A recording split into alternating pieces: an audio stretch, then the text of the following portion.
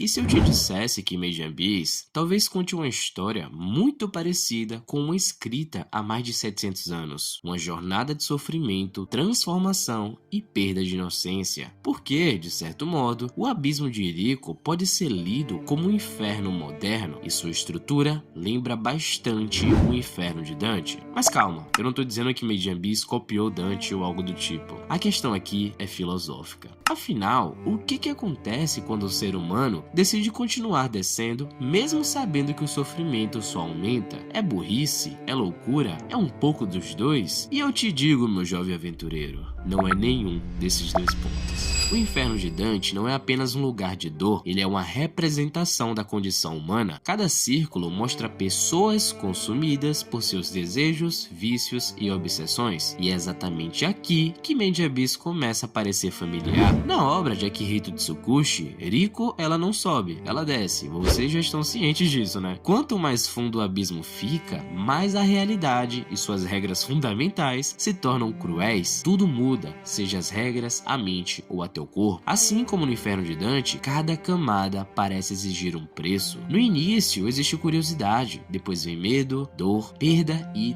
transformação, quase que sempre nesse ciclo aí. E assim, a descida deixa de ser um viés apenas geográfico e passa a ser psicológica. A pergunta deixa de ser o que existe no fundo e vira mais ou menos quem você se torna ao tentar chegar lá. Então, é justamente sobre isso, justamente sobre essa equiparação, que a gente vai bater um papo bem tranquilo hoje. Pra ser bem sincero com vocês, essa ideia misturada com teoria, ela já existe há muito tempo na fandom de Made in Abyss, só que eu nunca senti tanto interesse assim pra fazer um vídeo sobre isso. Mas aí, naquele vídeo onde a gente conversou sobre o possível fim trágico da obra, eu me deparei com o comentário do Reginaldo dos Jogos e pensei comigo mesmo, por que não, né? Deixa eu pesquisar um pouquinho sobre essa bomba aqui. E assim, viemos parar aqui. Mas antes da gente continuar, deixa eu te pedir uma coisa. Deixa o like aí embaixo, tá bom? Que isso me ajuda bastante pra poder continuar trazendo mais e mais vídeos aqui pra vocês. Mas, se essa for a sua primeira vez aqui no canal, eu te convido a conhecer esse recinto de malucos, tá? Tem muita gente bacana, tem muito vídeo massa por aí. E eu espero que você goste. Se você já for um aventureiro de longa data, você sabe o que fazer, né? Hype esse vídeo pra que ele chegue ao máximo possível de pessoas.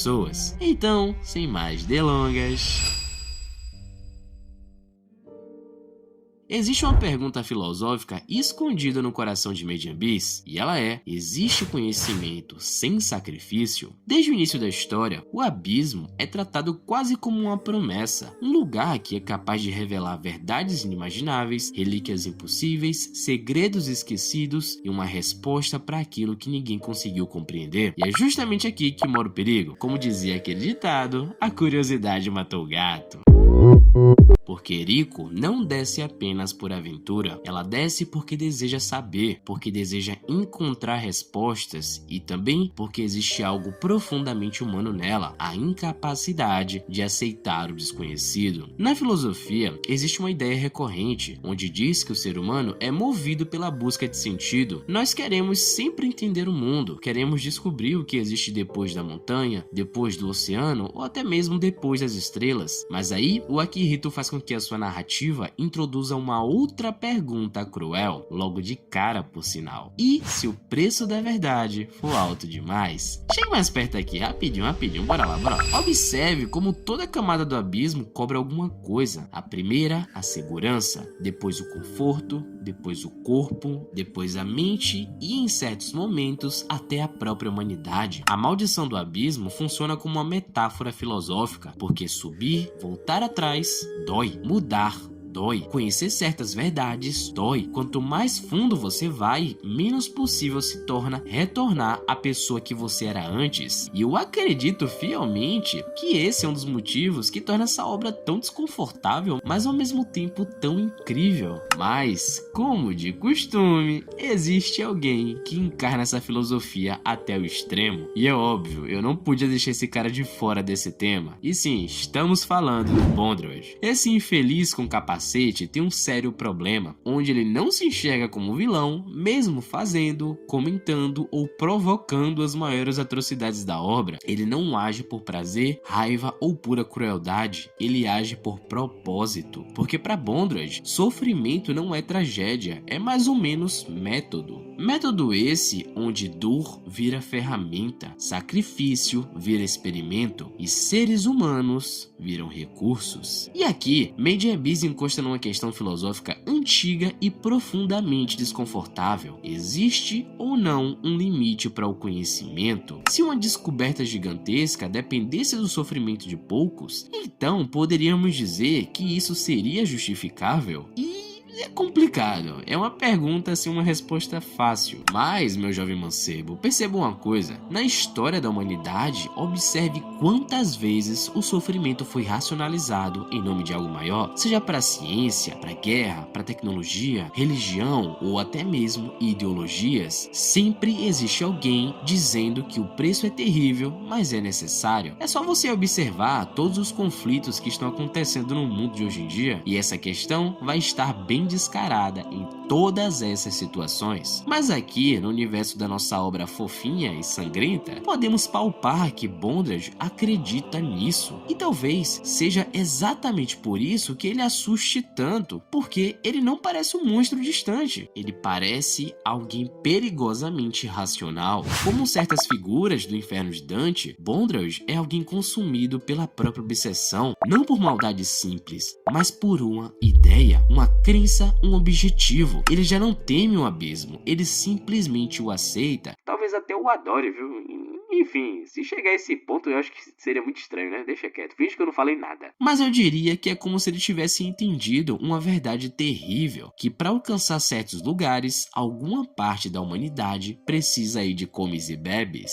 Mas talvez o ponto mais forte dessa conexão com o Inferno de Dante é justamente o ponto do qual eu falei anteriormente, em que no fundo entendemos que a descida nunca foi apenas física. Em Dante, cada um dos 9 círculos do inferno funciona como um confronto com a natureza humana: orgulho, desejo, violência, obsessão e principalmente a fraqueza. Tudo isso até aqui mostra que o inferno é quase um espelho, e o abismo também parece funcionar assim. E você sabe por quê? Porque quanto mais fundo Rico, Reg, Nanashi, Faputa e Prushka descem, menos crianças eles parecem se tornar. Olha a Prushka aí, por exemplo. A menina virou uma lancheira e depois um espírito. Mas o lance essencial é que existe uma erosão emocional, fazendo com que a inocência comece a desaparecer. O espanto vira trauma, a curiosidade vira necessidade, a sobrevivência vira prioridade. Eles continuam caminhando, mas já não são exatamente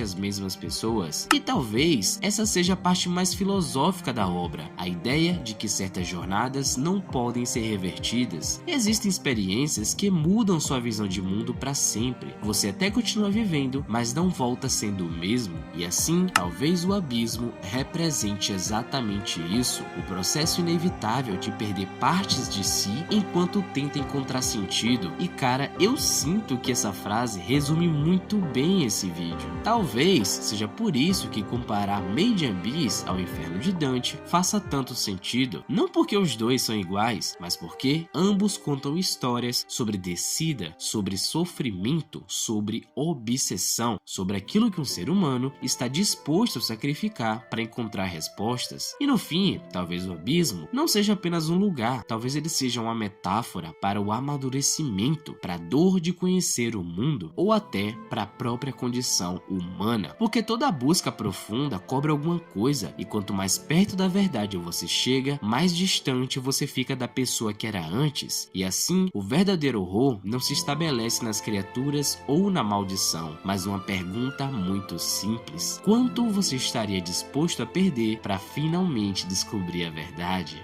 Velho, eu acho fenomenal como a gente consegue encaixar o Bondrewd em sei lá quantos vídeos de debates, conversas rápidas, teorias, porque literalmente o cara é sinistro, ele dá muito medo, faz umas coisas bem questionáveis, mas ainda assim ele é um vilão muito foda. Os ideais dele são muito complexos, que inclusive, a nível de curiosidade, tá bom? O Bondrewd, ele foi baseado no Freeza do Dragon Ball. Velho, sei lá, é só Akihito mesmo pra criar um personagem assim, sabe? Mas e aí, o que vocês acharam do tema, hein? Deixa a opinião de vocês aqui embaixo, tá bom? Inclusive, se quiserem fazer outros paralelos entre Dante e Made in Abyss, talvez até algo mesmo que eu deixei passar, pode colocar nos comentários que a gente pode estar debatendo sobre isso depois, tá bom? Mas é isso, meu povo. Esse foi o vídeo e eu espero que vocês tenham gostado. Eu vou ficando por aqui e agradeço se vocês ficaram comigo até aqui também. Fiquem bem e até a próxima.